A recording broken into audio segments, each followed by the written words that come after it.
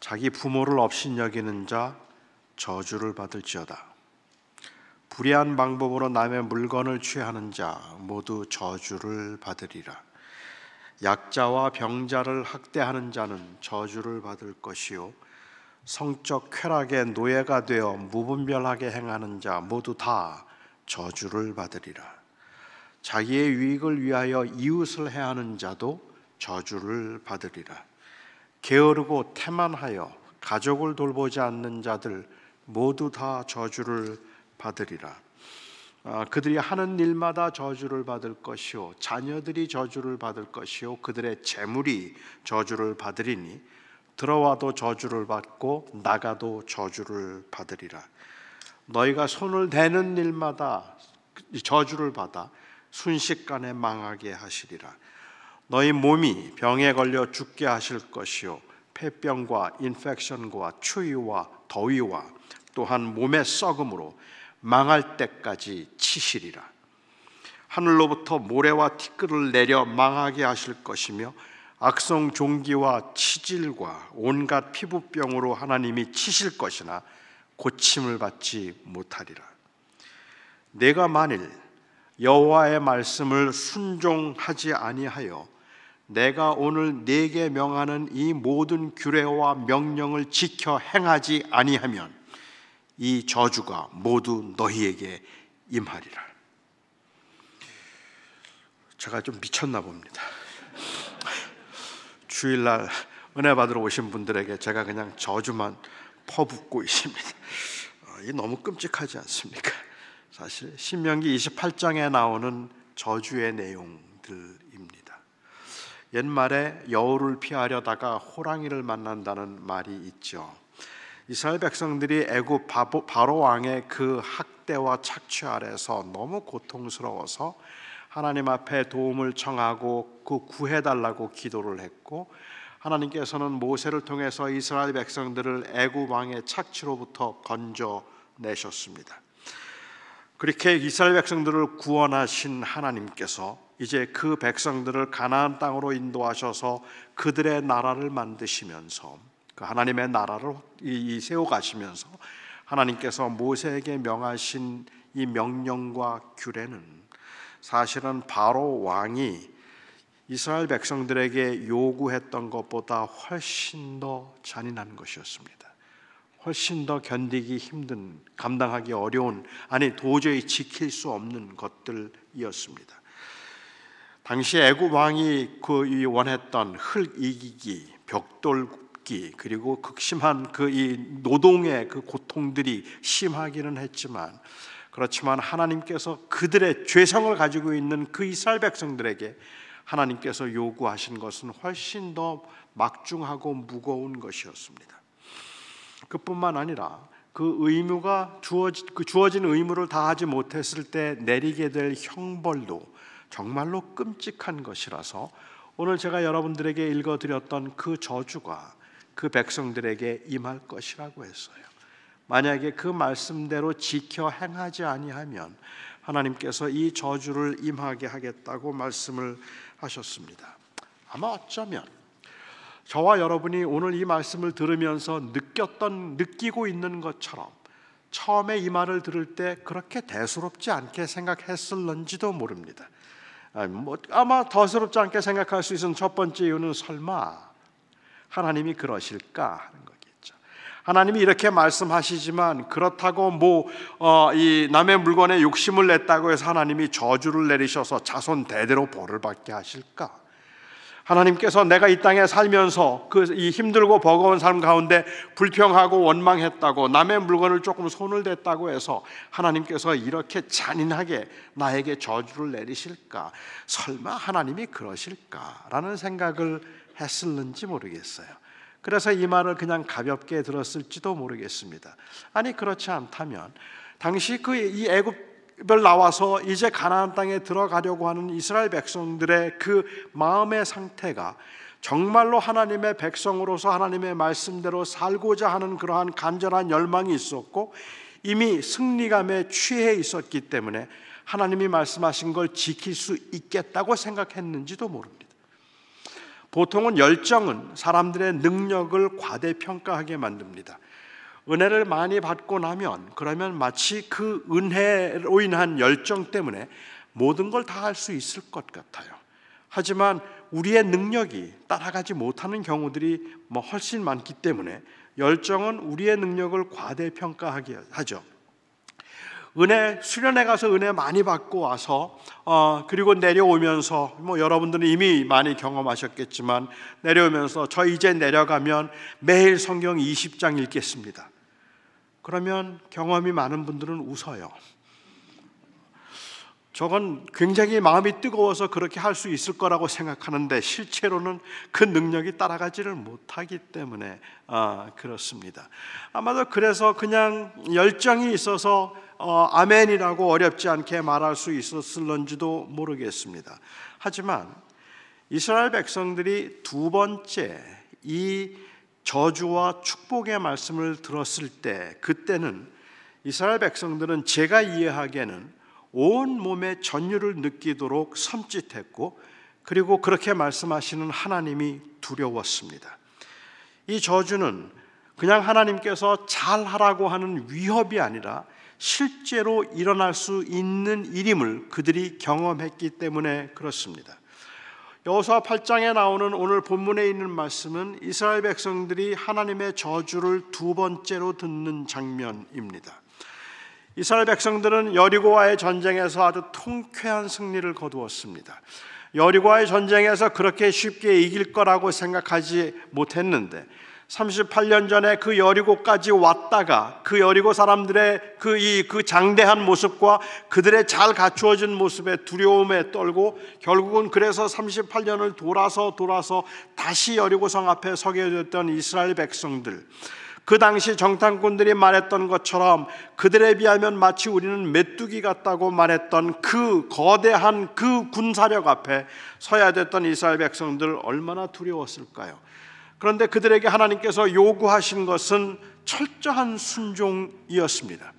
사람들은 여리고성이 무너진 사건을 보면서 여리고성이 어떻게 무너지게 되었을까 하는 그 비결을 찾으려고 하기도 합니다. 그래서 여리고성이 무너지게 된 것은 그 백성들이 새벽에 성을 돌았기 때문에 그렇다라고 이야기를 하는 분들도 제가 들어봤어요. 새벽에 성을 돌아서 그렇다는 것이죠. 만일 그 성을 무너뜨릴 수 있었던 비결이 정말로 성을 도는 것이었다면, 그렇다면 저는 여러분들에게 감히 말씀드릴 수 있어요. 혹시 마음에 드는 사업처가 있거든 가서 도세요. 그냥 아침에 한 바퀴 도시고 그리고 오시고 다음 날 가서 또 한 바퀴 도시면 되는 겁니다. 우리 청년들 중에 혹시 마음에 드는 자매나 형제가 있거든 그냥 도세요. 한 바퀴, 두 바퀴, 7일째 되는 날 7바퀴를 돌면 그러면 여러분의 것이 될 줄로 믿습니다. 그렇게 되는 겁니까? 그게 비결일까요? 성을 땅밟기를 이야기하는 분들이 종종 그러시더라고요. 그렇게 땅을 밟으면 그 땅이 하나님이 넘어지게 하신다라고 이야기를 하기도 해요. 혹은 새벽에 돌았기 때문에, 아니면 하루에 한 바퀴씩 돌다가 7번째 되는 날 또 7바퀴를 돌았으니까 13바퀴를 돌았어요. 13바퀴를 돌았더니 그 성이 무너지게 되었다. 만약 13바퀴를 돌았다는 말은 그 마지막 날 7바퀴를 돌았다는 건 제가 이해하는 바로는 당시 여리고성을 도는데 걸리는 시간이 완전 무장하고 한 2시간 반 걸린다 그래요. 2시간에서 3시간 정도 걸린다고 하는데 7바퀴를 돌았다는 이야기는 하루 종일 파김치가 됐다는 이야기입니다. 여러분, 이런 일이 있을 때 이 계속해서 할 수 있는 계속 이 일을 할 수 있게 만드는 그 계기는 뭔가 하면 한 바퀴 돌고 나면 성에 금이 가는 거예요. 2바퀴 돌았더니 이튿날 가봤더니 흙이 떨어진다. 이러면 할만해요. 그런데 하루 돌았는데 아무 일도 벌어지지 않아요. 이틀 돌았는데 아무 일도 벌어지지 않아요. 7번째 날 7바퀴 돌 때까지도 아무 일도 벌어지지 않아요. 이러면 정말로 낙심하는 겁니다. 답답한 겁니다. 이게 제대로 하고 있는 것까 싶죠. 더구나 사람들이 얼마나 조롱을 하는지. 이스라엘 백성들을 두려움 가운데 기다리고 있던 여리고성 사람들이 생각해 볼 때는 도대체가 뭘 하는 건지 그냥 와서 성만 돌고 간다는 말입니다. 이러한 이해할 수 없는 상황에서 이스라엘 백성들이 여리고성을 무너뜨릴 수 있었던 것은 제가 이해하기에는 비결은 다른 게 아니라 순종이에요. 순종했기 때문에 그들은 그 성을 무너뜨릴 수 있었다는 말입니다. 여리고 성이 무너지게 된 것은 전쟁은 하나님께 속했으니까 하나님께서 하신다는 것을 보여주기 위한 건 아니었다고 저는 생각합니다. 만일 전쟁이 하나님의 손에 속해서 하나님께서 승리하실 것이고 하나님이 다 하시고 너희는 아무것도 하지 않아도 괜찮다는 그러한 의미였다면 저는 차라리 이스라엘 백성을 그냥 줄 세워 놓으시고 그리고 그 성을 무너뜨리시면 됩니다. 하지만 이스라엘 백성들이 그렇게 새벽마다 일어나서 한 바퀴씩 성을 돌고 7번째 날 7바퀴를 돌도록 하시는데 아무 일도 벌어지지 않는데도 불구하고 하나님께서 그 일을 지속적으로 요구하고 계시는 것은 하나님이 그들에게 원하셨던 것이 순종이기 때문입니다. 내가 시키는 대로 하라는 거예요. 그러면 이긴다. 그리고 그 백성들은 하나님이 시키는 대로 해서 이겼습니다. 그렇게 승리감에 도취되어 있던 이스라엘 백성들, 정말 순종하면 되는구나를 경험했던 그 백성들이 그 다음에 바로 경험한 것이 아이성과의 전쟁에서의 참패입니다. 작은 성이었고 충분히 무너뜨릴 수 있을 거라고 생각했는데 그 백성 안에 범죄함이 있을 때, 그리고 하나님이 원하시지 않는 일들이 이 백성 안에 이미 벌써 들어가 있을 때, 그때 하나님께서는 그 아이성에 이스라엘 백성들이 참패를 당하게 하셨습니다. 이스라엘 백성들은 충분히 이길 수 있는 전쟁이었다고 생각했는데 사실은 전쟁에서 이기는 것이 아니라 오히려 그 작은 도시에, 여리고와는 비교도 안 되는 그 아이성에 완전히 참패를 하고 그들은 패닉 상태에 빠지게 되죠. 절망 가운데 빠지게 되는 겁니다. 그러니까 결국은 그들은 이 성경에서 여리고 성의 사건과 아이성의 사건을 나란히 기록하고 있는 것은 제가 이해하기에는 순종과 불순종의 차이를 보여주기 위해서였다고 생각합니다. 순종하면 이깁니다. 불순종하면 망합니다. 순종하면 하나님이 복을 주시고, 그리고 불순종하면 하나님께서 저주를 내리십니다. 이게 하나님께서 가르쳐 주신 비결입니다. 어떻게 승리하면 되는지, 어떻게 하면 내가 형통하고 성공할 수 있는지 이 비결을 알고 나면 여러분 갑자기 머리가 맑아지십니까? 아, 그래, 순종하면 되는 거야, 순종하면 되는 거지 뭐 그거 뭐 어려워? 라는 생각이 드십니까? 이 세상에는 알아서 좋은 것도 있지만 알면 답답한 것도 있습니다. 저는 제가 제 몸의 최상의 컨디션을 유지하기 위해서 무엇을 해야 하는지 너무 잘 압니다. 지금 저의 이 몸의 컨디션의 최상을 유지하기 위해서 제가 해야 되는 일은 20파운드를 빼는 겁니다. 제 체중을 20파운드만 빼면 그러면 몸도 가벼워질 것이고, 그리고 여러분들이 보시는 것처럼 하나님이 주신 타고난 외모에 이 몸매까지 갖추면 완전히 정말로 자신감이 상승해서 제가 무슨 일을 하더라도 의욕적으로 일을 할 수 있을 것 같습니다. 하루에 한 3시간만 운동을 하면 됩니다. 그리고 음식은 닭가슴살과 야채를 즐겨 먹어야 하고 저녁 6시가 넘어서는 일체 아무것도 먹지 말아야 합니다. 저는 제가 좋아하는 콜라를 끊어야 하고 기름진 음식이나 단 음식에 대해서 혐오감을 느낄 수 있어야 됩니다. 그러면 자존감도 높아지고 몸도 가벼워지고 그리고 제 사역에도 크게 도움이 될 뿐만 아니라 모든 일에 의욕과 자신감이 생길 겁니다. 저를 아는 많은 분들이 저에 대해서 제일 많이 걱정하는 것이 바로 이 콜라하고 그리고 단 음식과 밤에 늦게 먹는 야참입니다. 그것만 제발 끊어도 목사님 건강할 테니까 그것 제발 좀 그만하라고 그렇게 사정사정을 해요. 그러면서 어떻게 해야 되는지 자세하게 설명을 해주세요. 제가 그거 모르겠습니까? 어떻게 하면 제 몸의 최상의 컨디션을 유지할 수 있는지 제가 그걸 모르겠습니까? 그리고 제가 지금 하고 있는 그 식생활 습관이나 아니면 저의 생활 습관이 제 건강에 얼마나 해로운 건지 그거 제가 모르겠습니까? 알아요. 그런데 그렇게 살자고 생각하면 그냥 답답해져요. 사는 게 무슨 재미가 있을까 싶은 생각이 드는 거예요. 아니 그러면 짜장면도 못 먹는다는 말인가? 라는 생각도 들고 아침에 몇 시에 일어나서 운동을 해야 된다는 말이지? 저녁에 신방 가서도 그러면 먹지 말아야 되는 건가? 물론 제가 몸이 굉장히 많이 안 좋아져서 급하면 하게 되기는 하겠지만, 그렇지만 지금은 자신이 없습니다. 몰라서 자신이 없는 것이 아니라 제가 지금 살고 있는 그 삶의 이 모습, 아니면 지금 생활이 너무 편해서 그래요. 이 컴포트 존에서 벗어나고 싶지가 않은 거예요. 지금이 좋은데, 이 편한데, 근데 이걸 벗어난다? 이게 어렵다고 생각을 하는 거죠. 믿음 생활을 어떻게 하면 잘할 수 있을까요? 라고 묻는 분들 많이 계십니다. 믿음 생활 어떻게 하면 잘할 수 있을까요? 라고 묻는 분들 중엔 진심으로 묻는 분들도 계시겠지만, 제가 이해하기에는 어떤 분들은 믿음 생활을 어떻게 하면 잘할 수 있는가를 몰라서 묻는 게 아닙니다. 아는데 물어요. 믿음 생활 잘하기 위해서는 지금 드라마 끊어야 돼요. 믿음 생활을 잘하기 위해서는 아침에 일찍 일어나서 기도하셔야 돼요. 하루에 1시간만 아침에 일어나서 기도하셔도 그래도 훨씬 좋아요. 이 직장 나가기 전에 성경 한 20장씩 읽고 묵상하고 나가면 돼요. 가능하면 내가 삶을 조금 더 심플하게 만들기 위해서 너무 욕심내지 말고 그냥 적당히 그냥 있는 것에 족한 줄 알면서 살면 돼요. 아시잖아요. 그렇게 하면 믿음 생활 잘할 수 있어요. 저에게 어떻게 하면 믿음 생활을 잘할 수 있는가를 묻는 분들의 의도 중에는 그걸 몰라서가 아니라 그거 다 하면서도 믿음이 자랄 수 있는 방법이에요. 이거 다 누리면서도 믿음이 자랄 수 있는 방법, 그런 거 혹시 아는 거 없으세요? 이런 걸 묻고 계시는 것 같다는 거죠.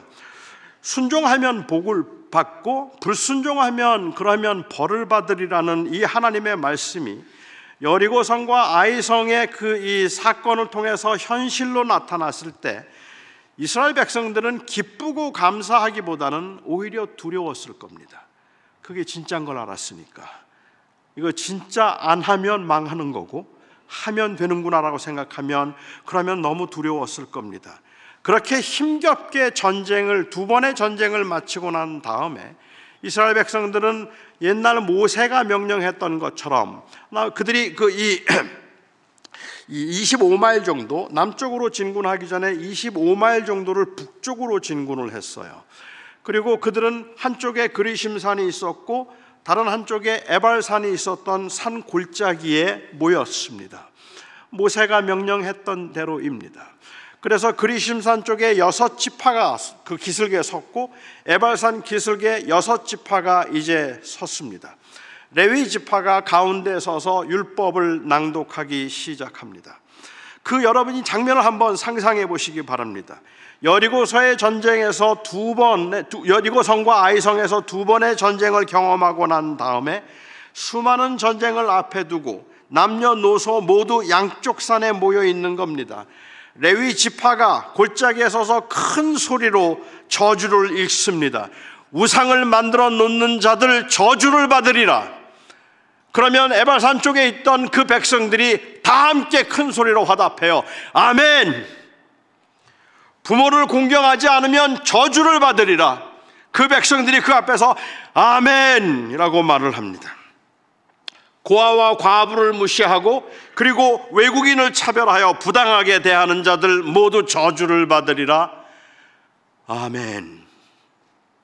그리고 나서 축복의 말씀들을 읽습니다. 내가 내 하나님 여호와의 말씀을 지켜 순종하면 여호와께서 너를 모든 민족 위에 뛰어나게 하실 것이라. 그리심산 쪽에 있던 백성들이 아멘이라고 화답을 했습니다. 여리고성과의 싸움에서 축복을 경험하고 아이성과의 싸움에서 저주를 경험했던 이스라엘 백성들이 정말로 순종하면 축복받겠구나, 순종하면 되겠구나라는 그러한 그 마음이 간절했겠지만 그들의 약함과 그들의 이 죄성을 생각하면 오히려 굳은 각오만큼이나 두려웠을 겁니다. 이건 할 수 있는 일이 아니기 때문에 그렇습니다. 아무리 생각해도 그거는 감당할 만한 일들이 아니기 때문에 그렇습니다. 인간의 마음속에 있는 죄성을 극복하고 거룩하고 깨끗하고 온전하게 산다는 것은 가능한 일이 아니기 때문에 이런 잔인한 것을 요구하시는 하나님의 그 요구가 심지어는 너무 무모하다는 생각이 들기도 한다는 말입니다. 그런데 재미있는 것은 하나님께서 그 백성들의 그 연약과 한계를 아시는 하나님께서는 에발산에만 단을 쌓게 하셨어요. 사람의 연장을 대지 않은 새 돌로 쌓은 그 이 제단, 프랜시스 쉐이퍼라고 하는 분은 여기에 이 말을 인간의 어떤 노력과 인간의 어떠한 그 행위도 가미되지 않은 전적인 은혜를 보여주기 위한 그 제단을 쌓도록 하셨다는 것입니다. 그리고는 그 앞에서 번제와 또 희생 제물을 하나님 앞에 드리도록 했습니다. 결국 이스라엘 백성들이 하나님의 백성으로 남아 있을 수 있었던 것은 그들이 지속적으로 순종했기 때문에 그런 것이 아니라 그들이 순종하며 살다가 열심히 최선을 다해 노력하다가 넘어지고 쓰러지면, 그러면 그들을 용서할 수 있었던, 그들의 죄를 씻어주고 그들을 회개하게 하고 그들을 다시 일으켜 세울 수 있었던 바로 이 속죄, 사죄의 은혜 때문이었단 말입니다. 그러니까 이스라엘 백성들이 순종하며 하나님의 백성으로 남아있을 수 있었던 것은 그들의 순종이 아니라 사실은 하나님의 용서하심인 겁니다. 하나님의 은혜 때문이었다는 말이죠. 하나님께서는 바로 이 순종을, 그 백성들의 순종이 아니라 이미 그 속죄제가 보여주는 것처럼 예수 그리스도의 순종입니다. 그리스도께서 단번에 자신을 제물로 드리심으로 이제 예수 그리스도께서 친히 우리를 위한 희생 제물이 되어 주셔서 이제 우리가 하나님 앞에 하나님의 백성과 하나님의 자녀로 설 수 있는 것은, 그것은 우리가 무언가를 할 수 있다는 우리의 의지와 능력 때문이 아니라 사실은 예수 그리스도의 순종 때문인 겁니다. 그 그리스도의 은혜와 순종 때문에 저희는 오늘도 이 자리에 있는 거죠. 그래서 우리는 열심히 노력을 하기도 하고 최선을 다해서 믿음으로 살려고 애를 쓰지만 살면서 계속 번번 때문에 그런 거죠. 저는 비슷한 상황을 이스라엘 백성들이 이 십계명을 받는 그 장면을 보면서도 좀 생각이 들었습니다. 제가 처음에 LA에 간다고 했을 때 사람들이 염려하면서 보였던 반응이 LA에는 지진이 많은데 거기 괜찮겠느냐고 하는 반응을 보였어요. 사람들은 지진에 대한 공포심이 큽니다. 그런데 제가 이해하기에 LA에 사는 사람들이 가지고 있는 지진에 대한 공포와 동부에 살고 있는 사람들이 가지고 있는 지진에 대한 공포는 다릅니다. LA에 사는 사람들, 특별히 1994년도 노스리치 이 대지진을 경험한 경험한 분들이 저희 교회도 여러분이 계셨는데, 그분들은요 지금도 지진 말만 들어도 잠을 못 주무세요. 너무 무서워해요. 그리고 지진 곧 온다는 이야기 들으면 짐부터 싸요. 아마도 그것은 지진을 경험한 분들이 가질 수 있는 공포심이라고 생각합니다. 이런 두려움을 우리는 공포라고 부르죠. 위키백과사전에서는 공포를 특정한 사물이나 상황에 대해서 극렬하면서도 지속적으로 나타나는 비이성적 두려움, 이것을 공포라고 그렇게 정의했습니다. 제가 생각하기에는 사물이나 상황뿐만 아니라 사람이나 존재에 대해서도 이런 두려움을 가질 수 있을 것 같아요. 아버지에게 심하게 매를 맞으면서 자란 어떤 사람은 그 아버지에 대한 두려움 때문에 아버지가 자기 이름만 불러도 가슴이 두근거린대요. 그리고 그 아버지를 너무 증오하는데도 아버지의 말을 거역할 수가 없대요. 너무 무서워서. 이런 마음을 공포라고 부를 수 있을 겁니다. 심지어는 신에 대한 그러한 두려움도 있습니다. 모든 재앙은 신에게서부터 온다고 생각하고 믿었던 인도의 한 마을에서 신의 노여움을 풀기 위해서는 매년 어린 아이를 희생 제물로 바쳐야 한다는 그 사제의 위협에 그 마을 사람들은 제비 뽑기로 1년에 한 명씩 아이들을 그 강물에 던져서 제물로 바쳤습니다. 그들이 그럴 수 있었던 것은 그들이 경험했던 바로 그 재앙에 대한 비이성적인 두려움 때문입니다. 이렇게 극단적이지는 않아도 제가 생각할 때는 은근히 이 고난과 또는 재앙에 대한 공포를 조장함으로 사람들에게 순종과 헌신을 요구하는 경향이 저는 교회에 있다고 생각합니다.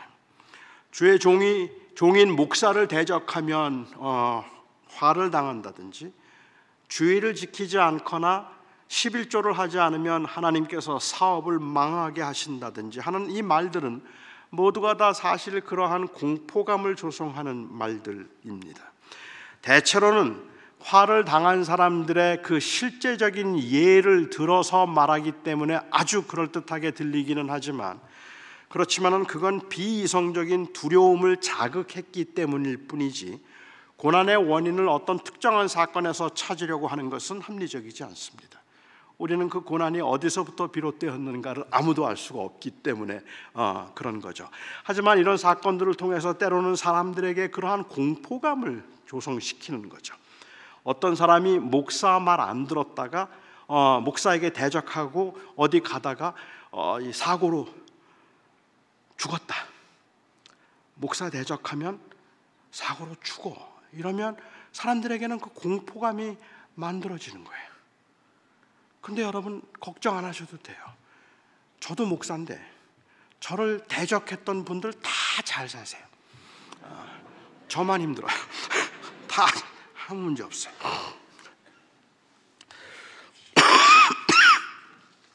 하나님께서 시내산에 나타나셨습니다.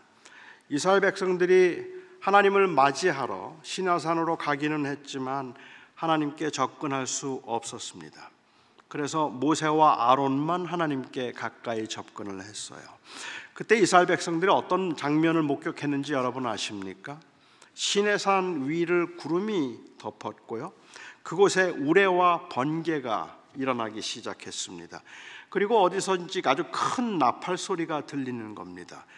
백성들과 함께 산 기슭에 올랐을 때 시내산에는 이미 연기가 자욱했고, 그리고 온 산이 마치 지진이 나는 것처럼 떨리고 그리고 흔들리고 있었습니다.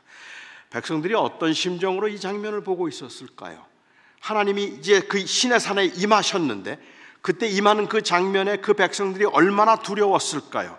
그리고 모세 혼자 산꼭대기로 올라갔습니다. 거기서 십계명을 받아가지고 내려왔어요. 모세가 어떻게 이 십계명을 그 백성들에게 전했는지는 저희가 정확히 알 길이 없지만 그냥 그 백성들을 모아놓고 읽었다고 가정하고 한번 이 장면을 각색해 보죠.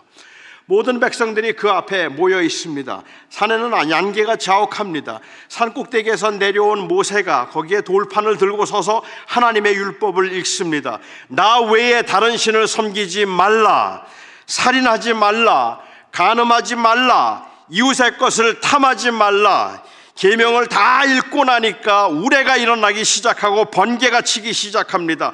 어디서 나는지 모르는 큰 나팔 소리가 울리기 시작하고 땅이 흔들리기 시작합니다. 얼마나 살벌하고 무서웠을까요? 이 계명들을 어겼다가는 정말 죽음을 면치 못할 만큼 공포와 위압감을 그들이 하나님의 임재 앞에 느끼지 않았겠습니까? 십계명과 함께 임한 그 하나님의 그 임재, 하나님의 그 현존의 모습에 이스라엘 백성들은 너무너무 두려웠습니다. 그래서 그 백성들이 하나님에게, 모세에게 말하죠. 당신이 우리에게 말씀하시옵소서. 우리가 들으리이다. 하나님이 우리에게 말하지 말게 하소서. 우리가 죽을까 하나이다. 지금 여기서 하나님이 직접 말씀하시면 우리 죽어요. 그러니까 하나님 말씀하지 마시게 하고 당신이 말하소서. 그래도 우리가 듣겠습니다. 그 백성들이 그때 가지고 있던 그 마음의 상태를 저는 그 불가항력적인 하나님의 현존에 대한 하나님의 절대적 그 현존에 대한 그 이 두려움이라고 부르고 싶습니다. 이것은 어쩌면 그 율법의 절대적 위험, 그 앞에서 느껴지는 두려움일 겁니다. 이런 상황에서 하나님께서 간음하지 말라고 하시는데 손을 들고 야동 보는 것도 간음인가요? 물을 사람 없었을 겁니다. 이건 안 지키면 무조건 그냥 죽는 겁니다. 그렇잖아요. 이웃의 것을 탐하지 말라는 말씀을 들으면서 좋은 집에서 좋은 음식 먹고 사는 것, 그것도 탐심인가요를 물을 수도 없었을 겁니다. 그냥 이건 소홀히 여기면 안 되는 겁니다. 무조건 지켜야 하는 겁니다. 그래서 이스라엘 백성들이 말하죠. 우리가 듣겠습니다. 그러니 우리에게 말씀하소서. 하나님이 직접 말씀하지 말게 하소서. 백성들이 느꼈던 두려움은 절망감에서부터 비롯된 것입니다. 그 하나님의 거룩하신 현존 앞에서 할 수 없는 거예요. 그 죄성이 드러나기 시작하고 연약함이 드러나면 그 앞에 아무도 할 수가 없는 겁니다. 그래서 이들이 느꼈던 두려움은 공포였습니다. 사실 하나님의 이 사람들은 그 거룩하시고 현존하시는 하나님의 율법 앞에 공포를 느껴야 합니다. 오늘날 문제는 어쩌면 이 공포를 느끼지 못하고 있다는 것이 현대 교회의 심각한 문제인지도 모르겠어요. 이렇게 두렵게 떨고 있는 이스라엘 백성들에게 모세가 말하죠. 두려워하지 말라. 하나님이 지금 여기에 임하심은 너희를 시험하고 너희를 경외하여 범죄하지 않게 하려 함이라. 이게 중보자인 모세가 했던 말입니다. 하나님이 율법을 주시면서 전혀 친히 직접 임하셨지만 이건 그 백성들에게 공포감을 조성해서 겁을 주기 위한 것이 아니라 오히려 그 백성으로 하여금 하나님을 경외하여 하나님을 사랑하며 섬기도록 하기 위한 것이었다는 말입니다. 여기에 나오는 경외라는 단어가 영어로는 fear라는 단어입니다. 그런데 히브리서에서도 마찬가지이고 히브리 원어에서도 마찬가지이지만 여기에 경외라는 단어와 그리고 너희는 두려워하지 말라고 말했을 때 그 두려워한다는 단어는 똑같은 단어입니다. fear라는 단어를 쓰고 있어요. 그러니까 이 말을 풀어서 제식으로 조금 한번 번역을 해보자면 하나님께서 두려워하도록 하기 위하여 임하였으니 너희는 두려워하지 말라. 두려워하지 말고 두려워하라. 두려워하지 않도록 하기 위하여 오셨으니 그를 두려워하라. 너무 혼동이 되잖아요. 그래서 한글 성경에서는 그 나중에 나오는 두려움을 경외라는 단어로 바꾼 것 같아요. 오히려 저는 적절한 번역이었다고 생각을 합니다. 모세가 두려워하지 말라고 말했을 때 그 두려움은 공포입니다. 공포에 떨지 말라는 이야기입니다. 그리고 너희로 하여금 두렵게 하도록이라고 말할 때 이 말은 경외함, 존경함, 엄숙함을 의미하는 겁니다. 그러니까 우리는 더 이상은 그 하나님의 현존 앞에서 하나님의 그 두렵고 떨리게 하시는 그 하나님의 우리를 두렵게 만드는 하나님의 그 현존하시는 임재 때문에 우리가 두려워하는 것이 아니라 더 이상은 그것을 두려워하지 않도록 하기 위해서 중보자를 세우셨고 이 중보자의 그 더 나은 중보자가 바로 예수 그리스도가 되셨다는 말입니다. 그리스도께서 우리의 중보자가 되셨으니 이제 너는 하나님을 두려워하지 말라라고 이야기하는 거예요. 여기에 두려워하지 말라는 말의 의미는 그러니까 하나님을 만홀히 여기거나 함부로 대해도 된다는 이야기를 하고 있는 것이 아니라 그 하나님에게 공포감을 느끼지 말라는 이야기를 하는 거예요. 하나님이 우리를 이렇게 사랑하시니까 우리의 죄성을 가지고는 우리의 연약함을 가지고는 하나님 앞에 선다는 것 자체가 이미 벌써 공포이지만 그럼에도 불구하고 예수 그리스도가 우리의 죄를 위해서 죽으시고 우리를 사하셔서 우리로 하여금 하나님의 백성이 되게 하셨으니 넌 두려워하지 말라. 그런데 두려워하지 말고 두려워하라. 그 하나님의 은혜로 이제 우리가 하나님의 자녀가 되고 하나님의 백성이 되었으니 이제는 하나님을 경외하며 살라라는 말을 하는 거죠. 그러니까 우리의 순종이 아닌 그리스도의 순종으로 우리가 하나님의 백성이 되고 하나님의 자녀가 되었으니 오직 그리스도의 은혜로 인하여서 내가 이 자리에 있게 되었으니 너희는 이 여호와 하나님께 순종하라 하는 말이 가능해지는 것이라는 말입니다. 오늘날 현대 교회의 문제는 어쩌면 우리가 그 은혜와 순종에 관한 이야기를 그 그리스도의 은혜, 그리스도의 순종 또한 그 예수 그리스도를 통한 그 하나님의 구원에 관한 이야기를 강조하면서 그렇기 때문에 우리는 아무렇게나 살아도 된다고 생각하게 만드는 거죠. 우리는 구원을 받은 사람들이니까 순종 안 해도 된다고 생각하는 것이 이게 심각한 문제가 되지 않았을까라는 생각을 합니다. 그럴 수 없습니다. 믿는 사람들의 경우 하나님의 은혜를 경험한 사람들에게 주어진 일은 바로 이 하나님을 두려워하며 살아가는 삶이기 때문에 그렇습니다. 주님께서 말씀하시죠. 옛사람에게 말한 바 너 옛사람에게 말한 바 너희가 살인하지 말라는 말을 너희가 들었거니와 나는 네게 이르노니 누구든지 형제를 미워하는 자 살인한 자니라. 옛사람에게 말한 바 간음하지 말라는 말을 너희가 들었거니와 나는 네게 이르노니 누구든지 여자를 보고 음욕을 품은 자 이미 간음한 자니라. Can you do it? 여러분 하실 수 있어요? 형제를 미워하면 살인한 거래요. 마음속에 음욕을 품었으면 이미 간음한 거래요. 믿는 사람은 예면 예고 아니면 아니오지. 거기에서 벗어나서 맹세를 필요로 할 만큼 진실하지 못하면 그거는 하나님의 이름을 망령되이 일컫는 것이래요. Can you do it? 저는 자신 없어요. 저는 못해요. 주님께서 저에게 만약에 그걸 할 수 있느냐고 물으시면 저는 못하죠. 주님, 저 못합니다. 저는 그렇게 살 수가 없습니다. 그리고 주님께서 말씀하십니다. So I did it for you. So I died for you. 그래서 내가 너를 위해서 죽었잖아. 내가 못하니까 내가 했잖아. 내가 할 수 없으니까 내가 대신 죽었고 내가 대신 순종했잖아. 그래서 주님께서는 제가 할 수 없는 일을 주님이 해주셨어요. 그리고 주님께서 그 다음에 우리에게 물으시는 또 두 번째 질문이 So, would you do it? 한번 해볼래? 물으시면 이 은혜를 입은 저와 여러분이 할 수 있는 대답은 Yes, I would. Can you? No, I can't. 할 수 있느냐고 물으면 우리는 못해요. 그런데 해볼래 하시면 그 은혜 때문에, 그 은혜에 대한 감격 때문에 한번 해볼게요 라는 마음이 생기는 거라는 말입니다.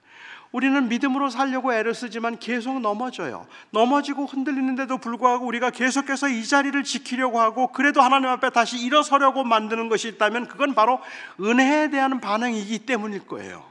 이번에는 내가 잘할 수 있다? 아닐걸요? 아닐 겁니다. 이번에 집회 끝났으면 내가 이번에 완전히 달라질 거야 라고 말하면 아마도 교회 경험이 많은 분들은 말씀하세요. 글쎄 한 달 갈까? 너무 정확한 예언이에요. 한 달이 안 가요. 우리는 다시 흔들려요. 다시 쓰러져요. 그럼에도 불구하고 우리가 그 자리를 지킬 수 있는 것은 할 수 있다는 우리의 의지력 때문이 아니라 그렇게 하게 만드신 예수 그리스도의 은혜에 대한 반응 때문에 그렇다는 말입니다. 정말 할 수 있느냐고 묻는다면 저도 전 자신 없어요. 그렇지만 그러니까 예수님께서 저를 위해서 죽으시고 저를 위해서 순종하심으로 주님께서 그 길을 저와 하나님과의 관계를 회복시키셨다면, 그렇다면 주님께서 저에게 한번 해볼래라고 물으실 때 저는 정말 그렇게 대답하고 싶어요. 넘어지는 거 아는데, 넘어질 줄 아는데 또 가고 싶은 거예요. 할 수 있어서가 아니라 1000번이고 10,000번이고 또 가고 싶은 거예요. 은혜는 우리로 하여금 무엇을 할 수 있게 만드는 능력이 아닙니다. 은혜 아무리 많아도 은혜 아무리 많이 받아도 사람 안 변합니다. 그렇게 잘 변하지 않아요. 은혜 받았다고 사람이 금방 달라지지 않아요. 그렇지만 그 은혜는 우리로 하여금 무언가를 할 수 있게 만드는 능력이 아니라 하지 않을 수 없게 만드는 감동인 겁니다. 예수님 때문에 우리는 또 일어서는 거예요. 또 다시 시작해 보는 거예요. 제가 이민교회나 한국에 있는 교회들을 요즘에 자주 다니면서 보게 되는 모습은 너무 많은 교인들이 영적 침체에 빠져 있다고 말하는 거예요. 많은 분들이 영적인 침체에 빠졌다 그래요. 저는 본한인교회는 어떤지 잘 모르겠습니다. 여러분들 중에도 혹시 내가 영적인 침체에 빠졌다고 생각하는 분들이 계신지 모르겠어요. 은혜는 아는데, 은혜는 알고 그리고 구원을 받았다는 확신은 있지만 그런데 아무것도 하고 싶지가 않아요. 다들 하시는 말씀이 이제 그만 쉬겠대요. 이제 그만하고 싶다 그래요. 지쳐 있다는 이야기죠. 너무 힘들다는 이야기인데, 사람들이 그렇게 지치고 힘들다고 생각하게 만드는 원인 중에 하나를 제가 짐작하기에는, 원인 중에 하나는 아무리 해도 안 돼서 그래요. 이게 안 변한단 말이에요. 했는데도 달라지지가 않아요. 그냥 조금 반짝 열심을 내는 것 같다가 또 조금 지나고 나면 다시 원상태로 돌아가는 것 같은 그러한 나의 모습을 보면서 이거 계속 해봐야 무슨 소용이 있겠는가라는 생각을 하게 된다는 거죠. 우리 청년들도 그런 이야기를 해요. 제가 코스타에서 오랫동안 섬겼는데 코스타에 오는 청년들이 그래요. 미국에 있는 유학생 수련회인데 수련회 오는 청년들이 저한테 종종 묻는 질문이, 목사님 코스타 오면 변합니까? 그래요. 코스타 와서 은혜 받으면 변합니까? 그리고 제가 하는 대답은 안 변할걸? 오늘 이번에 은혜 많이 받아도 안 변할걸? 그러면 그 청년들이 말하죠. 그런데 뭐 하러 와요? 그리고 제가 그 청년들에게 했던 대답은 안 올 수 있을까? 안 올 수 있을까? 기도한다고 변합니까? 기도의 시간을 내가 지켜본다고 애를 쓰지만 그게 그렇게 잘 됩니까? 잘 안 돼요. 그런데 안 할 수가 없어요. 그게 은혜란 말입니다. 그게 은혜란 말입니다. 1000번을 넘어져도 10,000번을 넘어져도 내가 이것을 이번에는 하겠다는 그 의지력 때문이 아니라 나를 위하여서 십자가에 죽으신 그리스도의 순종이 나로 하여금 하나님의 자녀가 되고 이 땅에 살아가는 삶의 이유가 되었다는 그 믿음 때문에 우리는 주님 앞에서 또 한 번 일어서려고 한다는 말입니다. 넘어질 줄 알아도 또 일어선다는 말입니다. 여러분들이 헌신하고 순종하고 살아가는 그 삶의 모습들, 아무리 해도 안 되고 지치기 때문에 그래서 순종을 포기하고 헌신을 포기하고 그냥 적당히 이렇게 믿다가 천국 가면 되는 거지 지금은 아무것도 하고 싶지 않아라는 그 마음을 저는 충분히 이해하면서도 이 주님의 은혜 때문에 저는 여러분들을 다시 한번 흔들어 깨우고 싶은 마음이 간절한 겁니다. 여러분, 다시 일어나야 합니다. 다시 시작해야 합니다. 또 하셔야 합니다. 그냥 멈추시면 안 돼요. 아니, 멈추실 수 없을 거예요. 오늘 그 은혜를 다시 기억함으로 내가 주님의 제자로 또 한번 살아보겠습니다 하는 그 결심을 확인할 수 있기를 바랍니다. 그래서 그리스도의 순종은 우리의 순종을 가능케 합니다. 기도하겠습니다. 사랑하는 나의 아버지 하나님, 오늘도 하나님의 은혜 가운데 저희들이 하나님 앞에 예배합니다. 이 험한 세상에서 믿음을 지키며 사는 게 얼마나 어려운지를 알기에 이 자리에 함께 예배하는 여러분들을 향한 하나님의 마음, 주님, 제가 알 것 같습니다. 주님의 은혜로 회복시켜 주시옵소서. 새 힘을 주시옵소서. 하나님의 은혜가 얼마나 크고 놀라운지를 다시 한번 확인하고 경험함으로 아버지 하나님이여 지치고 상했던 그 심령들이 새 힘을 얻게 하여 주시옵소서. 오직 그리스도만 저희가 이 땅에 살아가며 예배하고 또 주의 뜻을 이루는 그 이유인 것을 고백하고 오늘도 이 예배의 주인이 되신 예수 그리스도의 이름으로 간절히 기도합니다. 아멘.